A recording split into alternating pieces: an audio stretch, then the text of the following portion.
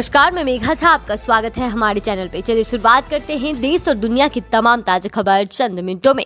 अब हम बात करेंगे लोकसभा चुनाव के बारे में। किसकी सरकार बन रही है, किस राज्य की बन रही है, जी हाँ, कौन बनेगा इस बार प्रधानमंत्री। लोकसभा चुनाव 2024 का एग्जिट पोल हमारे सामने आया है। जी हाँ, ताज़ा सर्वे के अनुसार किस राज्य में किसकी सरकार या किसकी पार्टी जीतने वाली है, हम आपको आगे बताने जा रहे हैं। अगर हम बिहार की बात करें तो बिहार में टोटल सीट 40 हैं, जिनमें से एनडीए को 25, इंडिया गठबंधन को 15, अदर के खाते में 0 के आसार हैं। अगर हम केरल की बात करें तो केरल में टोटल सीट 20 है, जिनमें से एनडीए को 0, इंडिया गठबंधन को 17, अन्य के खाते में 3 जा सकती हैं। जी हाँ, हम केरल में हैं और केरल के 20 सीटों में से एनडीए 0 पे सिमटते हुए नजर आ रहे हैं, वहीं इंडिया गठबंधन 17 सीटों से आगे है।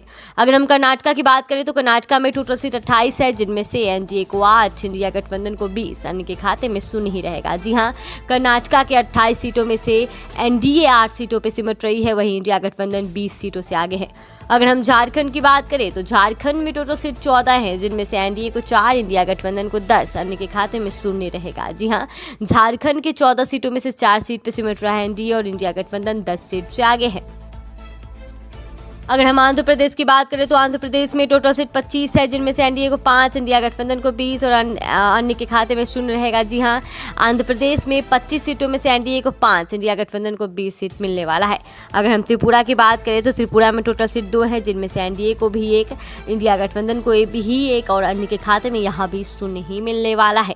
अगर हम जम्मू एंड कश्मीर की बात करें तो जम्मू एंड कश्मीर में टोटल सीट 5 है, जिनमें से एनडीए को 0, इंडिया गठबंधन को 5 की 5 सीट मिल रही है, वहीं अन्य के खाते में भी 0 है। जी हाँ, जम्मू और कश्मीर में अभी तक के एग्जिट पोल के हिसाब से ही कहा गया था कि एनडीए के जीतने के ज़्यादा चांसेस है, लेकिन अगर आज अगर चुनाव होती है, आज के ताज़ा सर्वे के अनुसार अगर आज चुना जाता है तो इंडिया गठबंधन सारी सीटों के भागीदार बनती दिखाई दे रही हैं।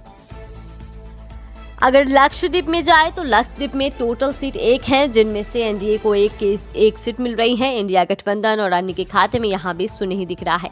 अगर हम हिमाचल प्रदेश की बात करें तो यहाँ टोटल सीट 4 है, जिनमें से एनडीए को 1, इंडिया गठबंधन को 3, अन्य के खाते में यहाँ भी 0 है। जी हाँ, हिमाचल प्रदेश में हम जहाँ 4 सीटों में से 1 सीट पे सिमट रही है एनडीए, वहीं इंडिया गठबंधन 3 सीट से आगे है।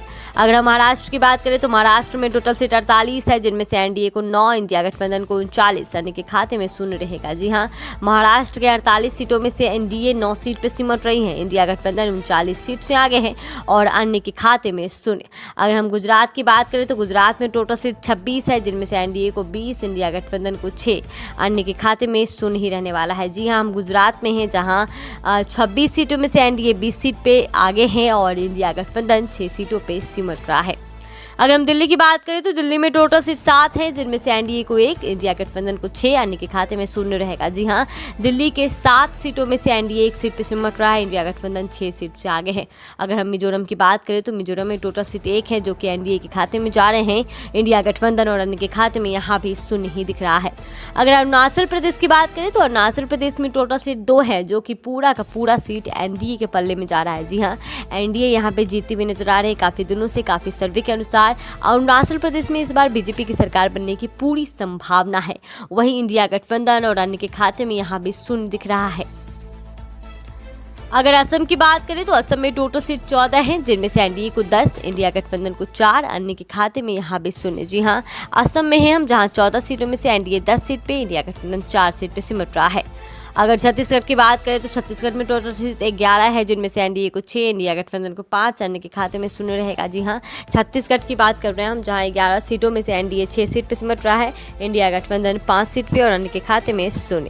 अगर हम उत्तराखंड की बात करें तो उत्तराखंड में टोटल सीट 5 है, जिनमें से एनडीए को 3, इंडिया गठबंधन को 2, अन्य के खाते में 0 रहेगा। जी हाँ, उत्तराखंड में है हम जहाँ उत्तराखंड में 5 सीटों में से एनडीए 3 सीट पे सिमट रहा है, इंडिया गठबंधन 2 पे और अन्य के खाते में 0 ही जा रहा है।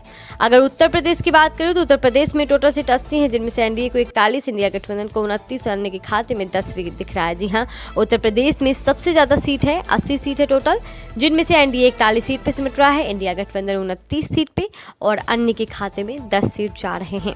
अगर पौंडीचेरी की बात करें तो पौंडीचेरी में 1 ही सीट है, जो कि एनडीए के खाते में जा रहा है, इंडिया गठबंधन अन्य के खाते में यहाँ भी 0 ही दिख रहा है। अगर तेलंगाना की बात करें तो तेलंगाना में टोटल सीट 17 है, जो कि एनडीए को 2, इंडिया गठबंधन को 15, अन्य के खाते में 0 दिख रहा है। जी हाँ, तेलंगाना के 17 सीटों में से इंडिया गठबंधन 15 सीटों से आगे है। जी हाँ, तेलंगाना में इस बार इंडिया गठबंधन की जीतने की पूरी संभावना है। वही एनडीए 2 पे सिमट रहा है। नागालैंड की बात करें तो नागालैंड में एक ही सीट है, जो कि एनडीए के खाते में जा रही है। इंडिया गठबंधन अन्य के खाते में यहाँ भी 0 दिख रहा है। अगर राजस्थान की बात करें तो वहाँ टोटल सीट 25 है, जिनमें से एनडीए को 10, इंडिया गठबंधन को 15, अन्य के खाते में 0 रहेगा। अगर उड़ीसा की बात करें तो वहाँ टोटल सीट 21 है, जिनमें से एनडीए को 12, इंडिया गठबंधन को 9, अन्य के खाते में 0 दिख रहा है। अगर तमिलनाडु की बात करें तो तमिलनाडु में 39 सीट है, जिनमें से एनडीए को 0, इंडिया गठबंधन को 35, अन्य के खाते में 4 रहेगा। जी हाँ, तमिलनाडु के 39 सीटों में से सबसे ज़्यादा सीट इंडिया गठबंधन को जाती हुई दिखाई दे रही है। अगर पंजाब की बात करें तो पंजाब में टोटल सीट 13 है, जिनमें से एनडीए को 1, इंडिया गठबंधन को 12, अन्य के खाते में यहाँ भी 0 दिख रहा है। अगर हरियाणा की बात करें तो हरियाणा में 10 ही सीट है, जो कि एनडीए को 1, इंडिया गठबंधन को 9, अन्य के खाते में यहाँ भी 0 है। अगर सिक्किम की बात करें तो यहाँ एक ही सीट है, जो कि इंडिया गठबंधन को जा रही है, एनडीए और अदर के खाते में 0। अगर चंडीगढ़ की बात करें तो यहाँ एक सीट है, जो कि इंडिया गठबंधन को जा रही है, एनडीए और अदर के खाते में यहाँ पे 0। अगर लद्दाख की बात करें तो लद्दाख में एक ही सीट है, जो कि इंडिया गठबंधन को ही जा रही है, एनडीए अदर के खाते में यहाँ भी 0। अगर हम पश्चिम बंगाल की बात करें तो यहाँ 42 सीट है टोटल, जिनमें से एनडीए को 5, इंडिया गठबंधन को 37, अन्य के खाते में यहाँ भी 0 ही है। अगर हम अंडमान निकोबार की बात करें तो यहाँ एक सीट है, जो कि एनडीए को जा रही है, इंडिया गठबंधन अदर के खाते में यहाँ भी 0। अगर हम गोवा की बात करें तो यहाँ 2 सीट है, जो कि एनडीए के खाते में जा रहा है, इंडिया गठबंधन अदर के खाते में यहाँ भी 0 ही दिख रहा है।